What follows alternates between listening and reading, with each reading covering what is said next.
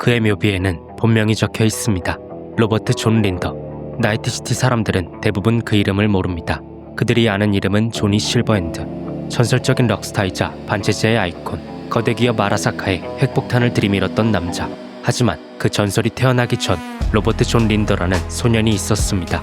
그리고 그 소년은 살아남기 위해 자기 자신을 지워야 했죠. 오늘 이 이야기가 끝날 때쯤 여러분은 아마 한 가지 질문을 하게 될 겁니다. 조니 실버핸드는 진짜 혁명가였을까? 아니면 평생 자기 자신으로부터 도망친 사람이었을까? 1988년 텍사스 칼리지 스테이션. 로버트 존 린더는 군인 집안에서 태어났습니다. 어머니는 기억에도 없었고 아버지가 있었으나 폭력적이었고 비상식적이었죠. 그는 당시 4살이었던 로버트를 노마드 무리에 담배 한 갑을 받고 팔았습니다. 소녀는 그곳에서 살아가는 방법을 배웠습니다. 그가 음악을 처음 들은 건 이 시절이었는데 웬디오 윌리엄스의 공연을 보고 뭔가 전기가 흐르는 감각을 느꼈다고 합니다. 세상을 향해 중간 손가락을 치켜드는 그 태도가 뭔가 자신 안에 있던 것과 맞닿아 있었습니다. 그리고 마침 무리에는 낡은 기타가 하나 있었죠. 노마드 무리는 소년에게 2가지를 가르쳤습니다.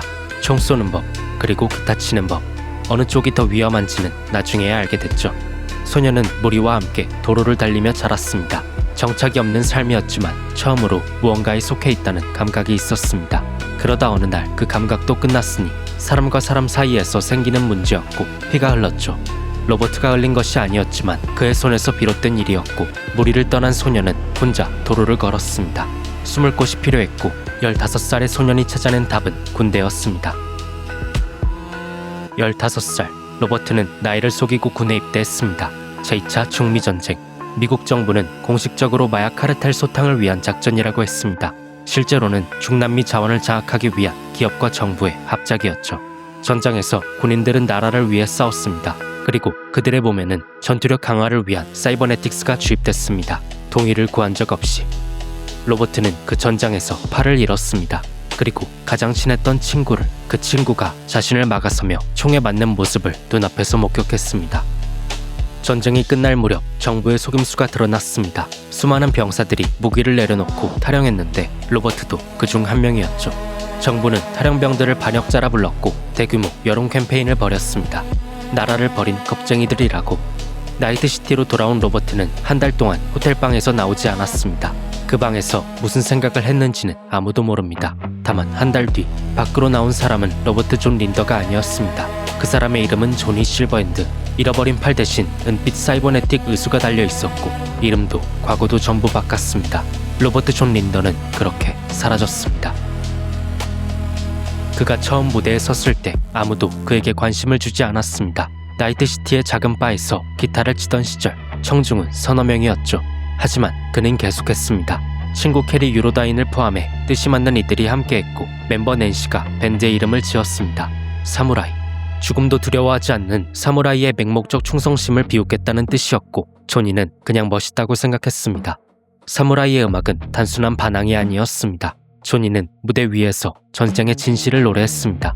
정부가 어떻게 병사들을 이용했는지, 기업들이 어떻게 도시를 장악하고 있는지, 같은 상처를 가진 사람들이 몰려들기 시작했고 공연장은 점점 커졌습니다. 그리고 2003년 레인보우 카덴지 바에서 공연하던 어느 날 밤 유니버셜 뮤직의 잭 마스터스 대표가 그들을 발견하면서 사무라이는 전국구 밴드가 됐습니다. 그런데 밴드가 성장할수록 조니의 이면도 드러나기 시작했습니다. 그는 충동적이었고 감정 조절이 되지 않았죠. 가까운 사람들에게도 상처를 줬고 이용하기도 했습니다. 혁명을 노래하는 사람이 가장 가까운 사람에게는 혁명과 정반대의 사람이었죠. 그의 내부에선 전쟁의 트라우마가 폭발하고 있었습니다. 밴드의 끝은 조니가 아니라 낸시에게서 왔습니다. 키보디스트 낸시는 가정폭력 피해자였죠. 남편은 밴드 탈퇴까지 강요하기 시작했고 결국 그녀가 더 이상 버티지 못하는 날이 왔습니다. 남편은 83층 창문 밖으로 떨어졌습니다. 낸시는 체포됐고 7개월 징역을 선고받았죠. 사무라이는 그 공백을 버티지 못했습니다. 베이시스트 엘리는 인간 인터페이스 프로토타입 개발을 시도하다 사고로 뇌가 손상됐고 드러머 데니는 다른 밴드로 떠났죠. 그렇게 2008년 사무라이는 해체됐습니다. 공식적으로는 낸시의 부재가 이유였지만 사실 밴드는 이미 오래전부터 조각나고 있었습니다. 밴드 해체 이후 조니는 솔로로 활동했고 용병 로그 아멘디아레스와도 사귀었죠. 하지만 조니는 망가져갔고 2011년 로그가 그의 바람을 알게 되며 관계는 끝났습니다. 그리고 다음 연인은 알트 커닝햄이었습니다. 당시 세계 최고의 넷러너, 디지털 세계를 마음대로 오가는 해커로 인간의 의식을 디지털로 복사해 저장하는 프로그램 소울킬러를 만든 장본인이었죠. 그리고 아라사카가 그 기술을 원했습니다. 2013년 4월 15일 밤, 조니와 알트가 공연장 뒷골목으로 빠져나오는 순간 습격이 시작됐습니다. 조니는 대응했으나 기습에 복부가 꿰뚫리며 쓰러졌고 알트는 끌려갔습니다. 배우는 아라사카의 토시로 하라다였죠. 아라사카가 사라지고 현장에 있던 기자 톰슨이 만신창이의 조니를 구조해 의사친구에게 데려갔고 조니는 몇 시간 만에 몸을 추스렸습니다. 그리고 위스키 한 잔에 즉각 움직이기 시작했죠. 우선 전 연인이었던 로그를 찾아갔습니다. 로그는 당시 노마드 산티아고와 함께 있었는데 조니는 들어서자마자 아라사카 타워 습격을 제안했습니다. 로그는 아직 조니에 대한 감정이 남아 있었으나 기업에 한방 먹이겠다는 이유로 합류했고 산티아고와 톰슨도 함께 했으나 합의가 마무리되기도 전에 아라사카 요원들이 습격해왔습니다. 하지만 그들의 분노는 뜨거운 만큼 침착했고 차례로 요원들을 쓰러뜨려 따돌린 뒤 이 습격의 시나리오를 구상하기 시작했습니다. 작전은 치밀했습니다. 조니는 사무라이 팬들을 이용했죠. 아라사카 타워 앞에서 직접 무대에 올라 공연을 벌였고 6,000명이 넘는 팬들이 몰려들었습니다. 아라사카 경비원들이 군중을 향해 발포하면서 대규모 폭동이 일어났고 그 혼란을 틈타 팀이 타워 안으로 잠입했습니다. 그리고 알테를 찾아내는데 성공합니다. 하지만 이미 소울킬러가 발동된 상태였죠. 조니는 분노한 채 토시로를 쐈고 알트와 메인프레임 사이에 연결을 강제로 끊었습니다. 허나 이 순간이 문제였죠. 알트는 사실 혼자 탈출 준비를 마친 상태였습니다. 소울킬러 안에 자신만 아는 탈출 코드를 심어뒀고 아라사카가 프로그램을 발동시키자 역으로 이를 이용해 넷러너 팀을 무력화하고 메인프레임을 장악했습니다. 그리고 자기 몸으로 돌아오려던 바로 그 순간 조니가 연결을 끊었습니다. 의식은 돌아갈 곳을 잃었고 그녀의 몸은 뇌사했습니다. 조니는 알테를 구한 줄 알았으나 실제로는 자신이 알테를 죽인 것이었죠. 이 사실을 그는 훨씬 나중에야 알게 됩니다. 이후 조니는 솔로 앨범을 냈습니다. 레이블 DBS 뮤직이 그를 영입하고 싶어 했지만 거절당하자 탈영병 신분을 폭로하겠다고 협박했고 조니는 협박에 응하는 대신 먼저 모든 것을 세상에 공개했습니다. 앨범 이름은 형제들의 죄악. 전쟁에서 자신이 겪은 것들, 정부가 병사들에게 한 짓, 탈영의 이유를 전부 노래로 담았죠. 세상의 반응은 예상과 달랐습니다. 반역자가 아니라 피해자라는 시각이 생겨났고 탈영병에 대한 사회적 인식이 바뀌기 시작했습니다. 조니 실버핸드는 이제 단순한 락스타가 아니었습니다. 그는 상징이었죠. 하지만 상징은 무거웠으니 사람들은 조니에게 혁명을 기대했습니다. 조니는 그 기대를 이용하기도 했고 때로는 짓눌리기도 했죠. 그리고 그는 잊지 못했습니다. 2013년 그날 자신이 끊어버린 연결을, 알트의 몸이 생명을 잃던 그 순간을. 조니는 알트가 아라사카의 네트워크 어딘가에 갇혀있다는 것을 알고 있었습니다. 하지만 혼자서는 다 할 수 없었습니다. 그러던 2023년 기회가 왔으니 당신은 거대 기업 밀리테크와 아라사카가 전 세계를 무대로 전쟁을 벌이던 제4차 기업 전쟁의 한복판이었습니다. 밀리테크는 아라사카 타워를 핵폭탄으로 파괴해 전쟁을 끝내려는 대규모 특수작전을 계획했고 전설적인 용병 모건 블랙핸드가 이 작전을 이끌었습니다. 조니는 그 작전에 합류했죠. 밀리테크의 자금과 장비를 받고 공식적인 목표는 타워 파괴였습니다. 그리고 조니의 목표는 알트였습니다.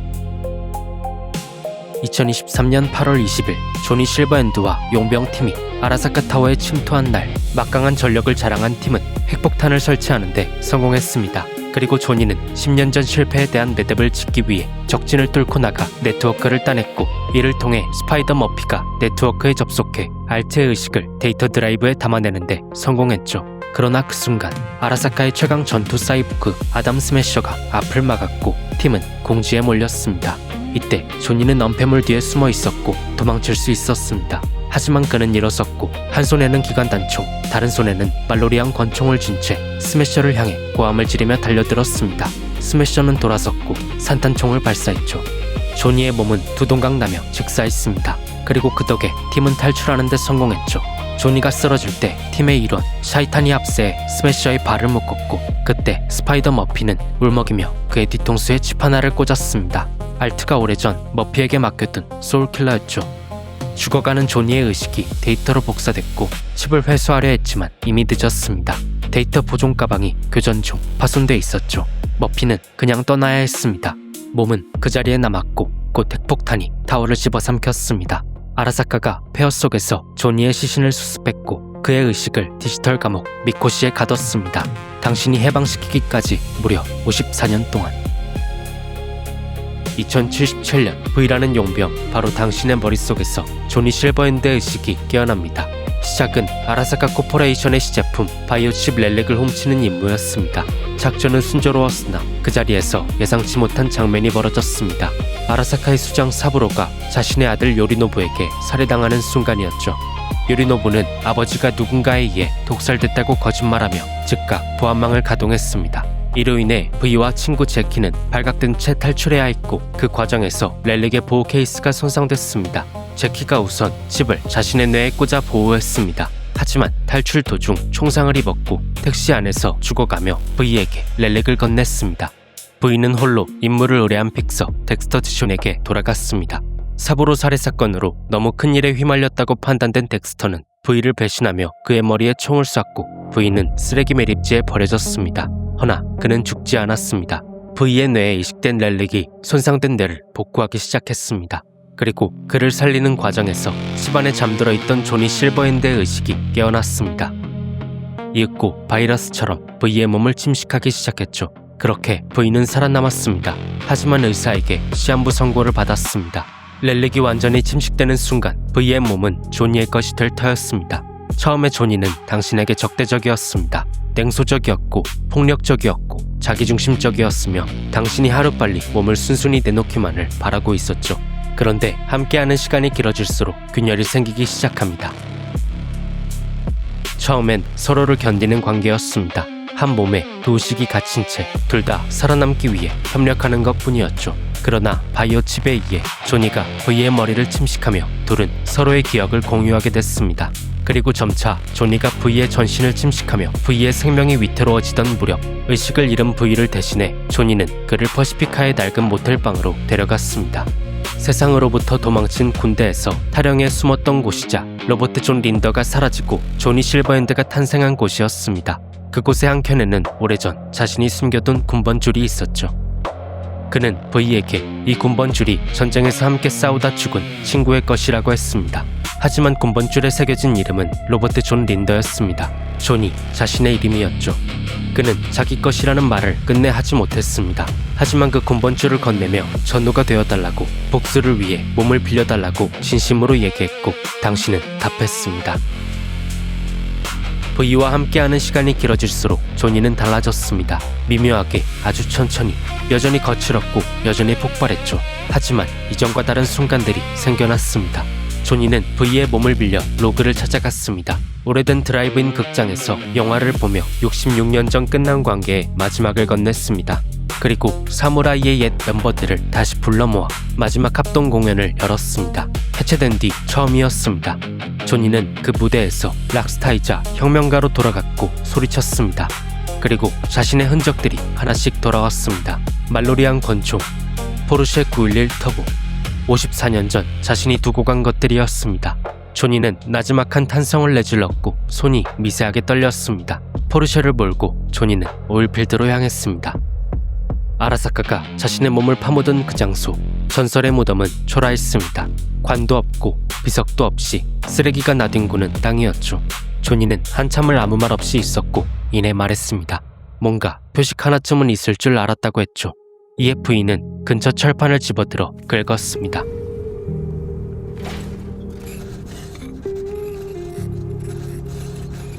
JS-2023. 조니는 그걸 보다가 낮게 말합니다. Listen, I realize I fucked up a lot of things.